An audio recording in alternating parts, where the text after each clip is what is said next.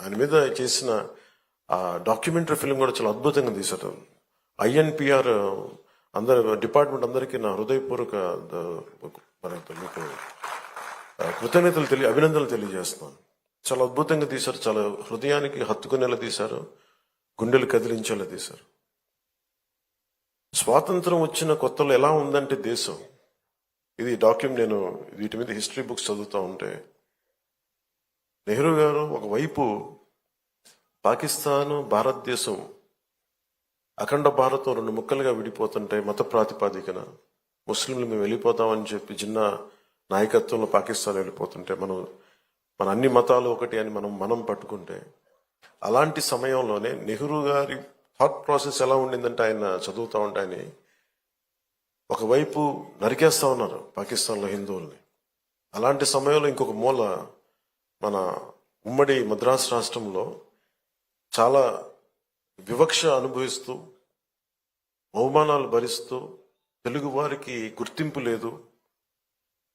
అలాంటి సమయంలో తెలుగు ఉనికి కోసం, ఆంధ్రుల ఉనికి కోసం ఒక రాష్ట్రాన్ని ఏర్పాటు చేసుకునే క్రమంలో పొట్టి శ్రీరాములు గారు ప్రాణం పోవటం, ఇవన్నీ దేశాన్ని కదిలించేసి ముందు ఏం పెద్ద జరగదు అనుకున్నారు. నెహ్రూ గారు అన్నది కూడా ఏంటంటే, అసలే రాష్ట్ర విభజన జరిగిన ఈ పరిస్థితుల్లో మళ్ళీ ఈ వివక్ష ఏంటి, మళ్ళీ కూర్చోబెట్టి భాషా ప్రయుక్త రాష్ట్రాలు దేశాన్ని ఎలా కల్పించాలి అనేది ఆయనది.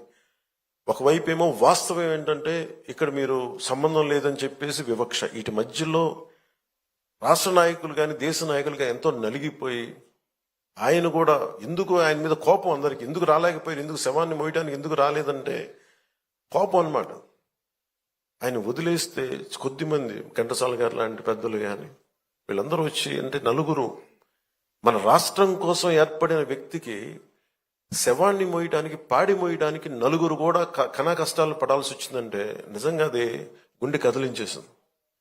అలాంటిది ఈయన మన గుండెల్లో పెట్టుకోవాల్సిన మహానుభావులైన ఈ రోజున ఆంధ్రులు అని చెప్పుకుంటున్నాం అంటే ఆయన బలిదానమే మనల్ని ఇక్కడ నించోబెట్టింది. నాకు చాలాసార్లు రకరకాలుగా ఉంటుంది. ఒకసారి ఆంధ్రప్రదేశ్ మన భాషా ప్రయుక్త రాష్ట్రాలు జరిగిన తర్వాత మనకి ఒకసారి మన కర్నూలు రాజధానిగా ఒక డేట్ పెట్టాం. తర్వాత మళ్ళీ మనకి తెలంగాణ రాష్ట్రాన్ని విలీనం చేసి ఉమ్మడి ఆంధ్రప్రదేశ్కి ఏర్పడిన ఒకటి మళ్ళీ విడిపోయిన తర్వాత ఇవన్నీ మొన్న చాలాసార్లు క్యాబినెట్లో మాట్లాడుతూ ఉంటే గౌరవ ముఖ్యమంత్రి గారు చంద్రబాబు నాయుడు గారు చెప్పింది, ఆయన ఆత్మార్పణ దినాన్ని మనం చాలా ఘనంగా జరుపుకోవాలి. ఇంకా సమయం లేక ఇక్కడ మన తుమ్మలపల్లి కళాక్షేత్రం జరుపుకోవాల్సి వచ్చింది. లేదంటే ముఖ్యమంత్రి గారి మనసులో చాలా భారీగా ఇదో జరుపుకోవాలి, సరిపోవట్లేదు, ఒక్కసారికి ఇలా చేద్దాం కానీ తర్వాత చాలా గొప్పగా చేద్దాం, దీన్ని అందరూ రాష్ట్రం గుర్తుండిపోవాలి. అంటే ఆయన త్యాగం ఈ రోజున మనందరం కూర్చొని ఈ రోజున మన ఆంధ్రులు అని చెప్పుకుంటున్నాం. భారతదేశంలో ఒక బలమైన రాష్ట్రంగా ఏర్పడ్డామంటే అలాంటి మహానుభావుడి పాదాలకి నేను సాష్టాంగపడి పాదాభివందనాలు తెలియజేస్తూ, ఈ రాష్ట్రం ఒకరి బలిదానం మీద జరిగింది. త్యాగాలు లేకుండా ఏమీ జరగదు.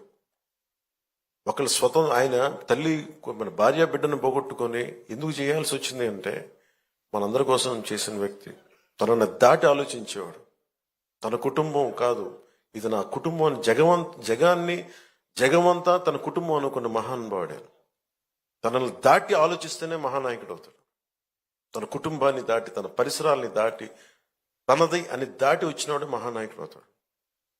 అలాగే ఈరోజు మనకి ఆయన స్ఫూర్తిని మాకు క్యాబినెట్లో వివరించి చెప్పి మమ్మల్ని అందరినీ ఉత్తేజపరిచి ఆయన చేసిన త్యాగాల్ని మాకొకసారి మరోమారు గుర్తు చేసి, మా అందరికీ ఒక బాధ్యతని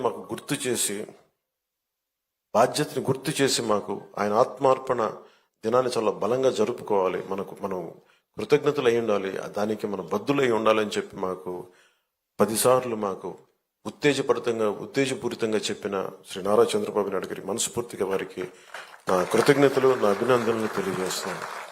ఎందుకంటే కంటిన్యూటీ ఆఫ్ మెమరీ లేకపోతే ఏమైపోతుందంటే తల్లిదండ్రులు కూడా మర్చిపోతాము. అలాంటిది ఈరోజు ఎందుకు జరుపుకోవాలంటే ప్రతిరోజు